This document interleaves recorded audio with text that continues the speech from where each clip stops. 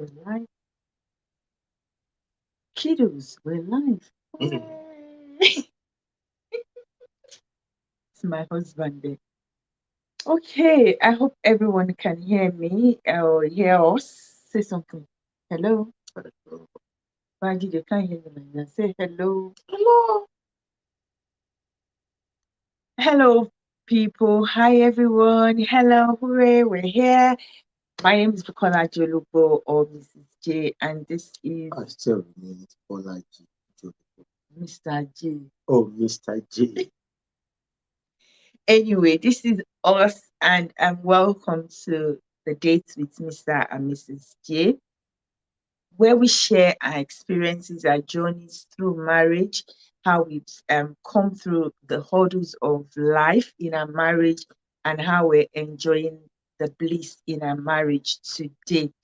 And last week we started off by talking about how our marriage always almost hits the brink of divorce or separation or the traumas we went through at the early phase stage or years of our marriage. And today we're going to be talking about something very emotional. I promise not to go emotional, but if I do, my husband is there. I think maybe I should even pretend to be emotional so that I'll see how my husband. Even the look self is showing me that, oh my, you're old. Yeah, I know you will do something. But anyway, we're here to talk about a very funny experience, that something that a lot of us women experience in our first couple of years of marriage, and it's very interesting how it has happened. And so I'm just going to share my experience, and um my husband will share his thoughts as well. Is it thoughts? Don't worry. They are aware that you are not from the UK. I'm from Ekiti. Don't worry, Ekiti. It's okay. It's all right. And so we're going to share our thoughts and what we went through at that time. Thoughts.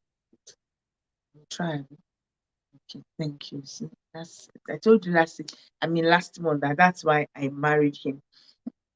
Okay, so we're going to be sharing our thoughts and our experience with postnatal depression, and I'm going to go first, and then my husband will add whatever he wants to add. So the first question is, what is postnatal depression? Is like a feeling, a sad feeling, or an unwanted feeling, I'll call it, that people go through after having their babies, and it comes in different shapes and form. We all experience it at different times in the after having the baby. For some it comes in suddenly, for some it's after a couple of weeks or a couple of months, and for some it's the whatever it's called now. What's the English? The immediately after birth. Yeah, can happen. It can occur, and then the length of time also differs.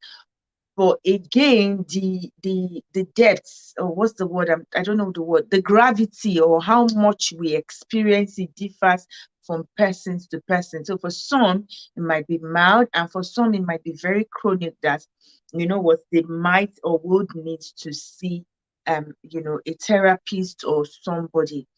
But in my own case, I didn't exactly need to see, I didn't need to see anyone. And I think I noticed, or I knew, I noticed it when, before I even left the hospital, day one or day two after I had my child. Now, what could lead to it? I don't know. It could be the trauma of the pain. It could be uncertainties. It could be anything, that comes with. What if it is hormonal? It could be okay. My husband is saying, what if it is hormonal? It could be hormonal as well, because at that time your hormones, everything is running like, various direction after we have the baby. So yes, it could be hormonal. Mm. So, but when I I noticed it, like I was saying, I noticed it even before I left the hospital. I think day 1 or 2 was when I noticed it. But guess what? I couldn't say it to anybody. I couldn't even tell my husband. I couldn't tell anybody because I was thinking, what's wrong with me? What could be wrong with me? So I'm sure you're wondering what are the symptoms I noticed. I was so scared to touch the baby. And then I think at some point, flashing back now, part of the kind of things I felt was it, I don't know if to use the word jealousy, that I felt I was jealous of the attention the baby was getting. Yeah, I think I felt that way. I felt that I had that feeling that, oh, everybody is focusing on the baby, and nobody on me. And I think, yeah, so mm, some kind of jealousy of the baby and even of my husband that okay, he was okay and I was going through all of those pains and all of those uncertainties in me. Yes, yeah. I was jealous of his situation. I was jealous of the baby and the attention the baby was getting and the care the baby was getting. And then I was also anxious. I knew I was always anxious to touch the baby, anxious to touch the baby, anxious to carry the baby. To I was lactating very well. Apparently, I didn't have issue with with breastfeeding my baby, so lactating wasn't a problem. But I was anxious of how I was going to take care of this little human that I was Always carrying. keep it to yourself. You notice that I was always keeping to myself. Yes. So I'll find out that I will withdraw, stay in the room, particularly when he's at home. He used to carry, there's a way he used to carry the baby. I will carry the baby on his tiles, on his thighs, because and then the baby will support with his hand and he'll be looking at it. So once he comes and they're both comfortable in that position, I just retreat to the room. So I used to withdraw a lot. I used to go solo by myself a lot. Bless him, he didn't even know what was wrong with me. Did I even know what was wrong with me? I didn't know. But I used to feel very odd and off. Yeah. And then so how is then I used to avoid eating. I used to avoid eating. The only thing I would eat was pap. I used to avoid That is the difference there because when you're pregnant, then I used to eat I remember I don't use this Bukateria mala, all this mala. now sort of assorted. Only God knows what name I should use for them now. But then it was a bit strange. I haven't given birth and She suddenly stopped the eating. flips happened. Yeah, but I'm sure at that time you probably felt okay. All the food she ate during pregnancy, She's trying to shed she's trying, so she doesn't need to eat, that much anymore. But I would withdraw. I wouldn't eat. I wouldn't play much or touch the baby much, particularly when my husband is around. I'll just leave the both of them. I think at that time as well, my mom-in-law was with us, so I'll just leave them to themselves and I'll go retreat into the room. Like I said, I didn't know what was wrong with me. So I couldn't even tell anybody what was wrong with me or explain, how I was feeling to anybody until later on as the baby began to grow. Now I'm trying to remember how long I experienced this for. as long as I remember because Ebru was always around Yeah, just to bridge the gap. Because yes. when we noticed that you're nowhere to be found, then Ebon, Ebru steps yeah, in. Ebon will step in. Ebon, like my baby sister, so Ebon was always around, and that's one thing I made sure always inviting her over. So she would come over, and then I think she was in between when I had the baby. It was August, so I think she was at home on holiday or had not gone to uni at that time. So she was always coming over. She was always around in the house, and then I will leave her and the baby when my husband is not around as well. And so like my husband said, I can't remember how long I that phase of my life lasted, but for a good number of months, Um, if you laugh at me, I'll catch you. But in the in between, of course, Mr. Jolubo would not let his wife be. So I took in when my first son was about 3 months. That's why I was trying to comfort you. Oh, Mr. Jolubo, that your comfort. what a way to comfort somebody. But you didn't know what was wrong. So what were you trying to comfort? You were trying to be there. Physical touch, body touch, it's of love language, you see. So by 3 months or 3.5 months, I was pregnant with my second child. And I think stop doing that. I think when I remembered that, if I remember very well, the point at which I kind of, yeah, I'm not crying.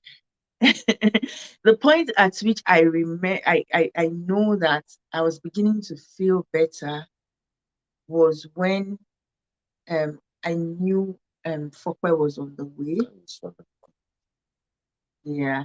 Stop making me. I know you're trying to make me laugh or feel lighter, but don't worry, I promise not to cry.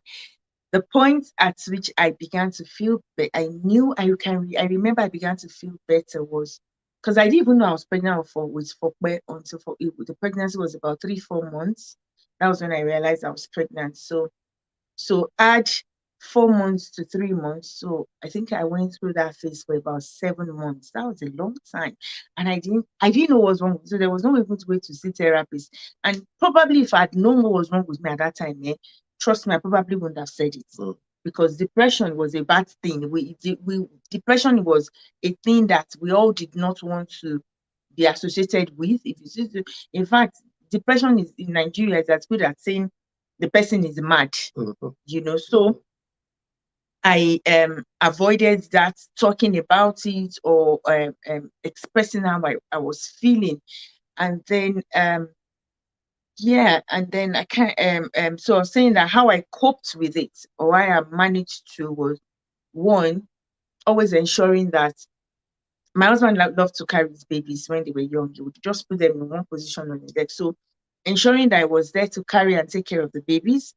Number two, Ebun. So I had, quote and unquote, a support system, which was Ebunluwa, my sweetheart. Ebunluwa was always there. And then when it's just myself, and then I know that I used to make the effort.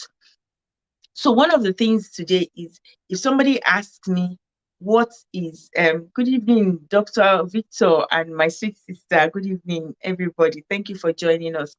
So if I think back now, one of the ways I coped or managed was breastfeeding. So if you ask me what's the phase of motherhood when my children were young that I enjoyed the most, was the phase of breastfeeding, because I just knew I needed to feed the baby. So I used to breastfeed him a lot because at the time when I'm breastfeeding him, he's busy. And then there is a way that friends used to look into my eyes. I don't know if other mothers are experiencing. For used to do it, but Fensolu's was very unique. It was as though the boy knew what I was going through. He would look into my eyes, and at intervals, it would use his gums to hold me, my nipples together, and just give me that subtle smile, look into my eyes, smile, and carry on. And I'll look at him. When he does that, I'll cry, but I won't put him down, just carry on with the baby, with breastfeeding him. So I used to feed him a lot. Gosh, my baby was so big, maybe because of the so much food he used to eat then. But I used to feed him a lot. It was so big. Then another thing I used to do was, when I'm not feeding him, sometimes his grandma, my mother-in-law, would be with him in the room. But sometimes I'll consciously walk to the room to say, Mom, can I have him? I just want to play with him. Now, the play with him was, we used to have this king size bed. And you know what king size bed in Nigeria? Very massive bed. So I'll put him on the bed, put the pillow around him, like put the pillow around him on the side. And then I'll now lie down on my side and just be staring at him. So he's on the side, I am on my side, and we'll just be staring at each other. And then sometimes we'll play. If oh gosh, bless that baby. It was a very peaceful baby, very peaceful and playful. So yeah, extremely playful. Remember, and we'll just be on the bed, we'll be laughing and giggling, and and we toothless smile is priceless. I agree with you. And yes, and it will just be we'll be looking at each other. Sometimes we'll sleep off and wake up. Sometimes I'll be staring at him and I'll just be crying. But one thing that helped me through that phase was worship. Gosh, I would play and play worship music. And then where I couldn't find light or something to play worship music, I would just be singing. And there is this song that was very popular at that time. To worship you, I live. To worship you, I live. I live to worship you. That touchlight that has this tape at the side. Yeah. That you plug. Yes, we used to buy tape, worship tapes. Yes. Rechargeable one. Yes. And I'll put it in. And then I used to play a lot of, it's not domain. I can't even remember the group of singers so much again. But that song, to worship you, I live, to worship you, I live to worship. That used to be my song. Every time that used to be my song. Now singing the song and singing the song and singing the song. And for me, that was my major coping mechanism. I've been talking, Mr. Julie, was there anything you want to say to that? Yeah. Well, if I'm to reverse the time now, at least I now know more. Because then I was like, fine, I don't talk down on her, but should we have somebody or somebody's spouse that is going through the same now? I think we as men need to actually come and more or less like help them to come out of what they're going through. And by saying helping them to come out of what they're going through, this includes, talking to them, reassuring them, just comforting them. Don't even just, men do make certain mistakes sometimes, as in, you might even, what is it now? Are you know, okay, I thought you've gone through this. You've been talking about these things since yesterday. It's not something which she really loves. It's something that just comes. Maybe nature, I can just say it's nature. She's actually just answering to nature's call. So men should always be there for them, comfort them, even go as far as cooking, assist her, feed her if it need be, and just take her for a walk around. At least we have sisters, we have brothers, grandma might be there. Give the baby to them. At least give the time. You did some things then that you don't know. Really? Yeah. Because we used to go out for meals a lot that we live in Toluwa with mommy. Like I said, I didn't know what was wrong, and you didn't know. I don't know. How would you know? But I remember that sometimes most Saturdays you just say, you know what, let's go out. And then you used to take me to a lot of those big banker boys hangouts, Mrs. Banjo and co. This what do you call that eatery? Not Mr. Biggs, the other one of it. The one Tasty fried chicken. No, the one with pack Amalanko that they sell. Yeah, in Ilupeju. Yeah, that used to, oh gosh, I used to love that eatery. It's not tasty, TFC, Tasty Fried Chicken or something. At Ilupeju, we'll go there and then we would have time together. But as soon as those little buckets of times are over, I kind of slip into it again. Easy, yeah. It was a long one, and looking at it now, I empathize with any woman that is going through it. It is not a good thing to be. It's not a good place to be. And the truth of the matter is, a lot of people don't even understand what is wrong with you. And because of the stigma that comes with most of these things, we're even not able to say it. Even for when you know that's what is wrong, you struggle to say it or express it. So I'll say another question I got, okay, so we talked about how we handle it. I think one thing I want to say, like my husband said, I want to reemphasize is when people are going through things like that, it's not okay to say, don't come out of it. It's okay. Don't talk them down. Don't talk them down. It's ask, how do you want me to support you? What do you want me to do for you? Should we go on a walk and help with the baby? That's also very important. And just allow them to rest, help with the baby, and then listen to them. Sometimes you want to talk about how you're feeling, even when you don't even understand how the person is feeling. Listen to them and talk about it. I remember some time ago, one of my friends lost her child, and I said some things that wasn't exactly. I was trying to comfort her, but one thing I've learned from when you don't understand how people are feeling is it's okay not to know what to say. It's okay not to say anything and just be there and listen to the person. to run the person down. That's exactly, to run them down and say what you shouldn't say. Now, another question I've got here is, do men go through it? Guess what? The answer is yes. Some men actually go through it. Some men go through that phase that you're wondering, okay, but he's not the one that had the baby, but it's also the father of the child. So sometimes it's I think they say it's baby blues or something like that. Even moods. So Mood swing. sometimes, yeah, you know moods is very contagious sometimes. Yes, exactly. So when the woman is going through it, the man might, it might like Unknowingly. unknowingly, moods are contagious. So the man too might experience a bit of that at that time. So it's okay, woman, if anybody is going through it, it's not a good place to be.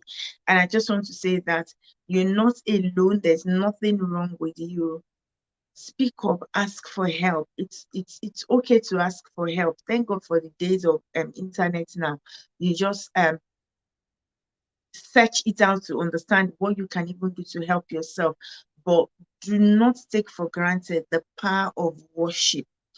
The even up till now, anything that I just turn on my worship, and even if I can't sing, the worship is there, and it's saturating my environment, and just I'm just speaking life, speaking the word of God, the peace of God into my environment and my home and my atmosphere. So worship is very, very important.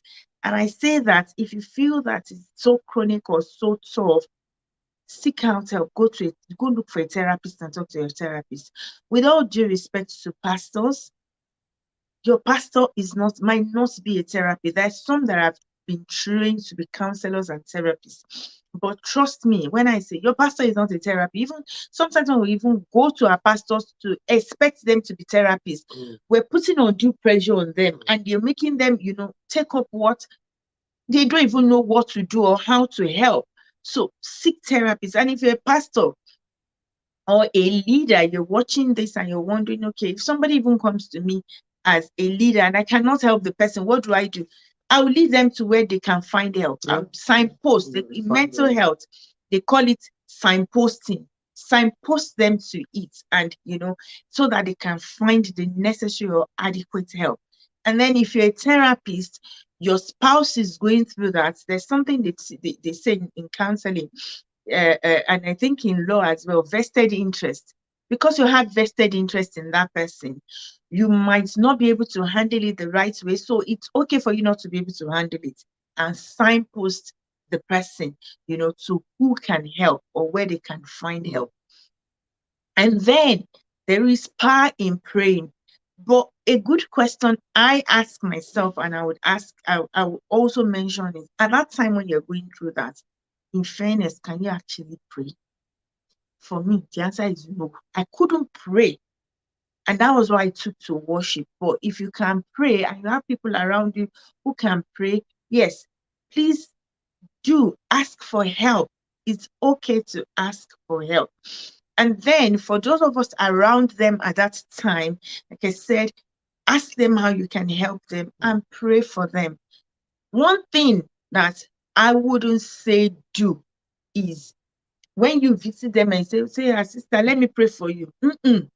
Or you just come and you start praying. Ask them, do you want us to pray together? Because in fairness, at that time, their answer might be no. And it's okay. It doesn't mean they're not Christians. It doesn't mean they have stopped being believers, Do you want us to pray together? No, I don't want that right now. Okay, it doesn't mean you cannot pray for them. You can still refer them to somebody that can be of help at that point in time. Exactly. A professional. Professional. I like that word. Look for a professional around that can help them at that time. Don't talk them talk down on them, look for professionals that can help them and help with the baby. Because for me at that time, I know that carrying the baby used to be a lot of burden. I used to be so anxious and I've been wondering what's wrong with me. It's my baby. I love this child. I've been looking forward to having this child. And then boom, all of a sudden that began to happen. But I'm so grateful to God I overcame it. Another flip side is when they're now overcoming it, there is that attachment syndrome. I became so attached to my baby that, man, that boy cannot go out of my sight. I became so attached to my baby, and it was as a result of I think it was my healing process that that was one of the things I noticed I began to do. How did I ever plan myself? The children help themselves because you didn't survive it. The boys help you to survive it. the boy because it pushed you off later. exactly, because boys when they are toddlers and they are beginning to walk, oh gosh, they became so close and attached to their father that even for me to carry themselves is a problem. So I think they now broke off me. That was how we went through that phase of me becoming too attached to them, because at that point I had Fokpe, so it was like nothing to to have be. another baby, still suckling her, Exactly. still holding, raising his leg up when he's suckling. So anyway, I think at least just to recap, we need to help them at the point when they're actually going through that stuff. Let me just put it that stuff. Well, it's the wrong terms to use, but you know, let's try as much as possible not to talk them down. We need to be open. Even if we want to talk, let them talk. Let them see anything they like. Fine. There might be some utterances coming out from them. You just have to take it like, maybe that's the way she can actually express herself at that point in time. So help her out, take her for a walk, cook meal for her, give her the assurance, reassure her that she's not the only one going through this thing. Others has gone through, and definitely she will overcome. It will come out of the other side. Somebody shout hallelujah, Pastor Joe. Thank you, everybody, for staying tuned with us. Thank you for watching with us. Here is Mr. and Mrs. J. Thank you so much for joining us on our chat. We'll see you again next month, the month of April, with another interesting topic about our journeys together. We love you. Remember to subscribe if you've not subscribed to, and turn on the notification button. Thank you. Love you. Bye. Bye.